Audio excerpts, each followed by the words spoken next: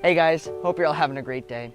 So as you can see in this video, we have done a major project here at my dad's house. We redid this entire front yard as you have just seen, and I have all the tags here to talk about the plants that we put in and kind of what our goal is for this front area. So right off the bat, the first thing I just want to mention is we are going for easy to care for plants that add a lot of interest and also provide something to look at for 4 seasons out of the year. So as I go through these plants, I'll talk about when their highest season of interest is. So as you look at the space in the entirety, the biggest thing we did after ripping out all the shrubs was we have the stairs that are going to be going out here. And then we did actually bring these beds in a little bit. So we seeded some grass. It's just starting to come in now. So you can see that right here.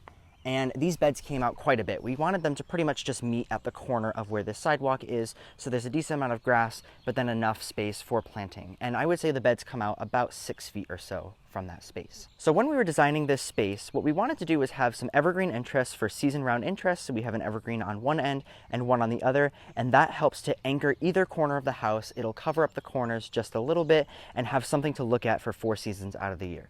This plant right here is a Japanese white pine. It's a specific cultivar called Glauca, and I don't have the tag for this one, but generally it's going to get about 25 to 30 feet tall and then maybe about 15 to 20 feet wide. It's very compact right now. It's got a lot of growth and looks awesome. And what it's going to do is continue to grow up, and then it'll eventually have these branches that start to grow outward. But it's a very open looking pine. It'll have an open appearance, and it'll just kind of grace. We'll be careful of these wires over here, but it'll grace over the driveway just a little bit, kind of grace over the house, and we'll just prune it as necessary so it doesn't grow into the house and doesn't get too far out towards the street. But generally this is going to be a much slower growing pine than most others, and it's not going to be a very large one in the end. It has a beautiful glaucous blue color. As you can see, there's the new foliage with the needles just starting to come out, and then they have these really cool pine cones. That's one of the most interesting thing about these plants, is that they have these groups of pine cones that stick out and they hold on to the tree for a couple of years. Moving on from the Japanese white pine, this plant back here is the show-off forsythia. This forsythia gets about 5 to 6 feet tall and wide. We're not planning on pruning this at all, so pretty low maintenance, and it only really needs to be fertilized once in the spring if you choose to do so. If not, it's still going to bloom pretty well for you. Now in front of the forsythia are these 2 pink muley grasses. They're a really beautiful small ornamental grass. They only get about 2 to 3 feet tall.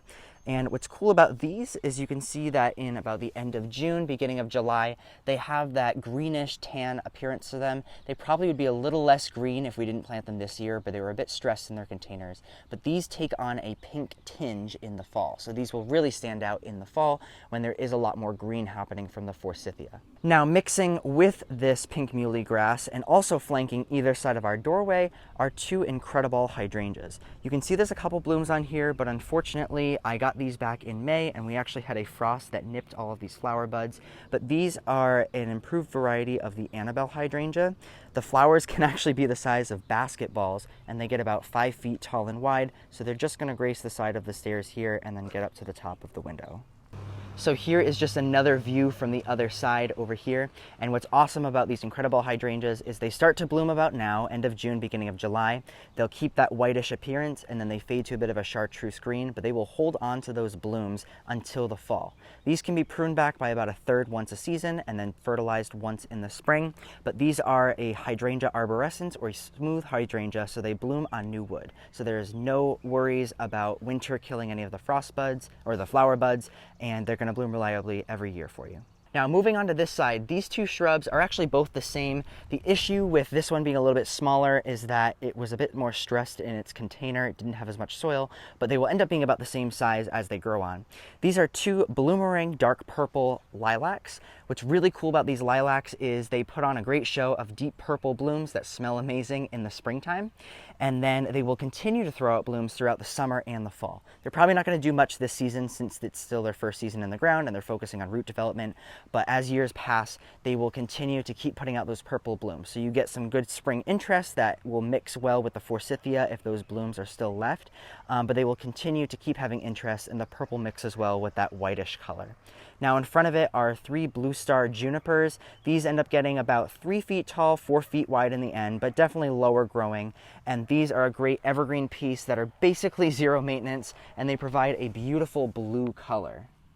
The other thing about these bloomerang dark purple lilacs that I forgot to mention is that they get about 4 to 6 feet tall and wide, and you want to space them about every 5 to 7 feet.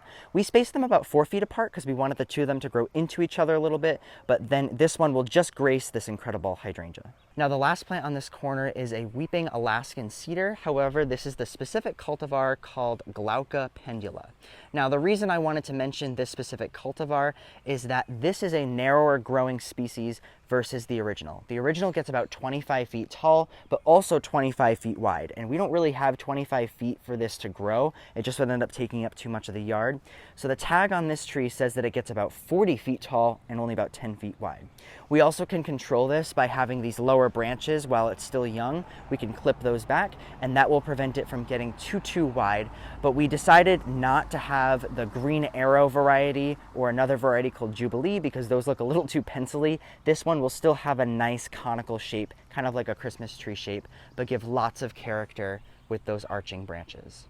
So that's pretty much all I have for you in this video. I am extremely excited to see how these plants are going to continue to grow. They were all put in about a 2-week time frame. It was just this last tree that we waited a couple of weeks to get and put in the ground, but all of it was done between May and June of 2023. So stay tuned to see how these plants are going to continue to fill in. I gotta go inside because there's a really bad thunderstorm coming right now, but I hope you guys like this video. If you have any questions or comments, feel free to put them in the comment section down below, and I will see you in the next video.